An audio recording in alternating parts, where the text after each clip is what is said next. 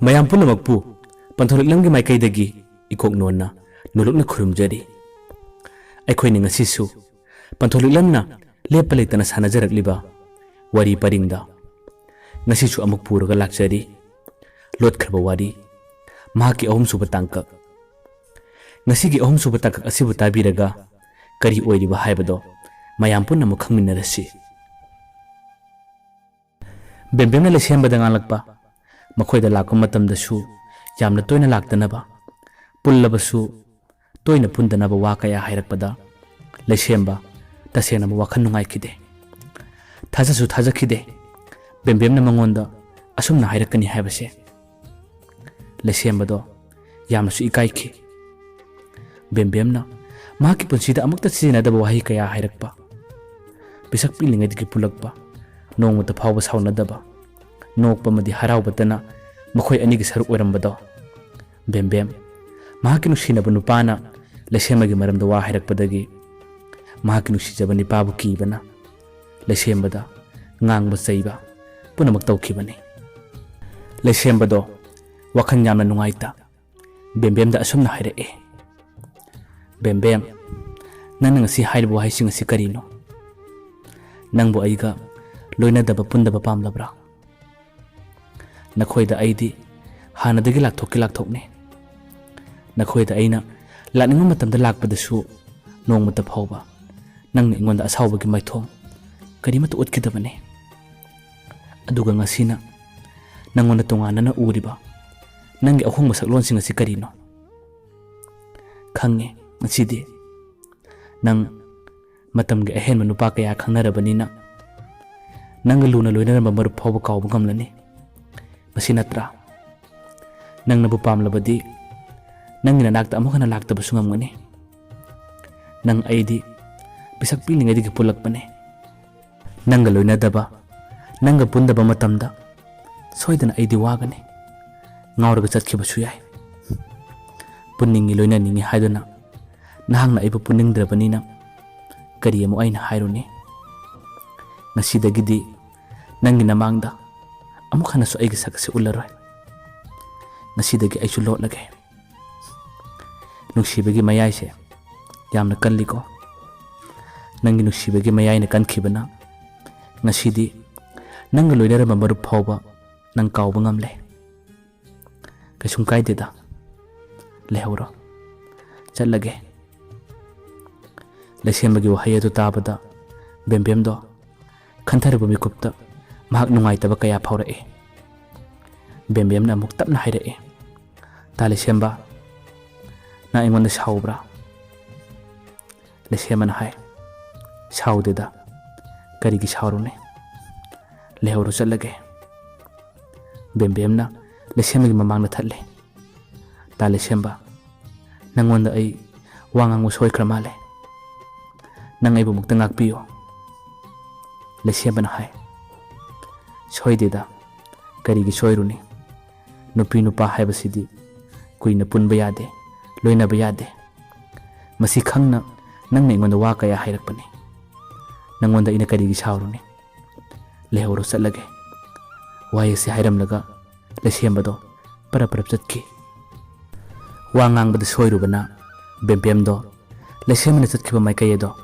adum yengduna lehawe khamjaba sungam haude numitugi matungdagi lesembasu bembem khoida amukhana su lakhidre bembemgi mamangdasu mahak sak ularoi khalladuna mahak adumak yumnagi su thokide bembemsu kona thangdadi lesemana makhoida laktaba hanana pullamba mi amana makhoida lakhidaba matam asida mahaksu nungaitaba kaya ama phawe lesembadi tasengnamak bembemgi manaktada leijaraga wakhan nungaijaba yamna haraujabane ngasidi bembemgi manaka chattaba matamdasu lesembado mahak tofum lapum khangde yumdagi thokchadaba tarabasu mahak adumak unglaga lei bembemgi mamana lesemana makhoida yamna toina laamlaga lakhidabada karigi laktribano haiduna mahaki machanupida hange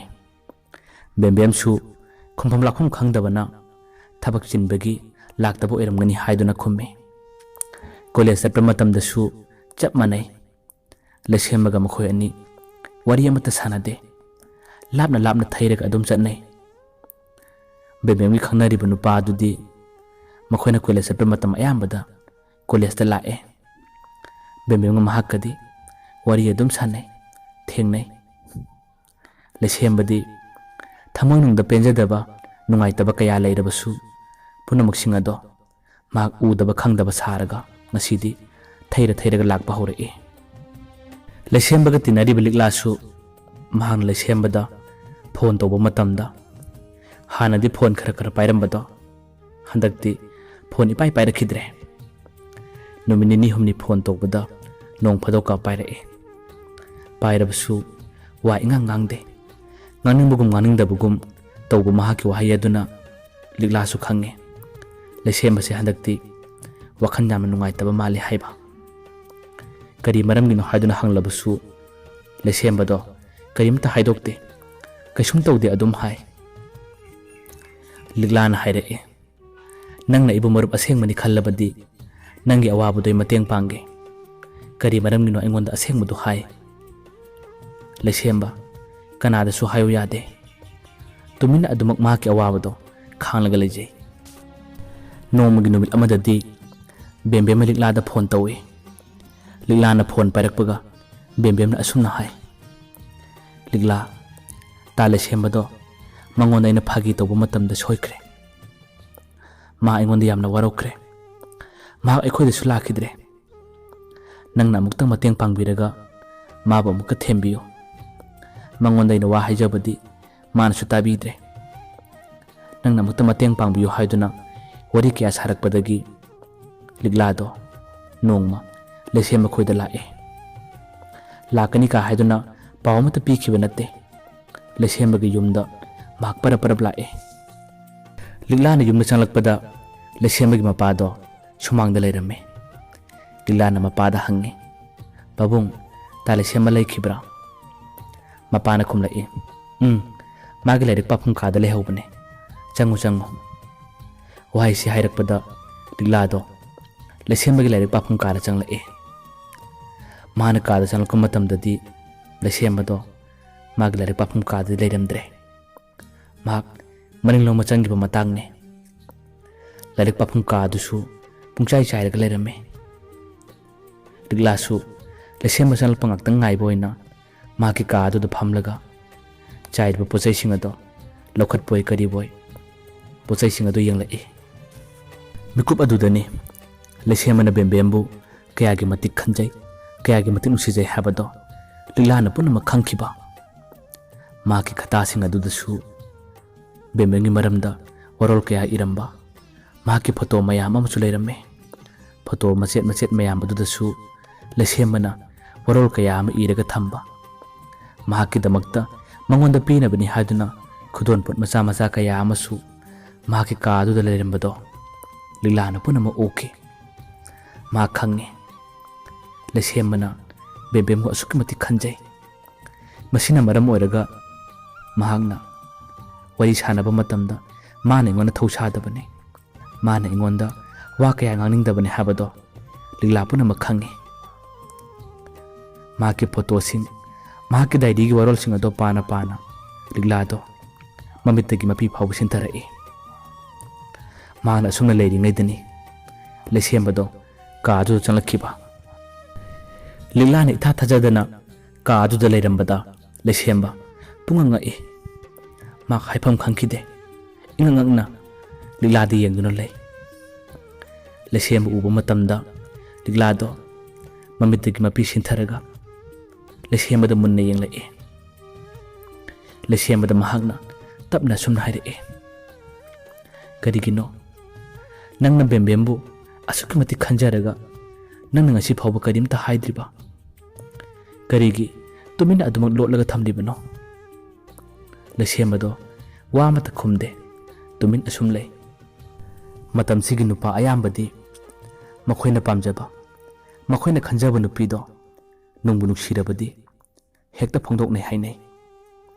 Aduga nangidi kadai nangi thamoida lalaga sum thamba thamoi maichak oiraga karigi yamna wana lelibano Nangi nuksijabado bembemda phongdokko matamda bembemna kaisum saugadabu natte karigi nangna matam asuk kuibase kanamata haidoktana yamna wana lotlaga thamlibano nang yamna pangdabu nupane thona laitaba nupane nangi nawangna tawase tasengna ma ai pende nangna bembembu asuki matik nusijai khanjai habase bembemda aina loina haidokani mangona aina tamgani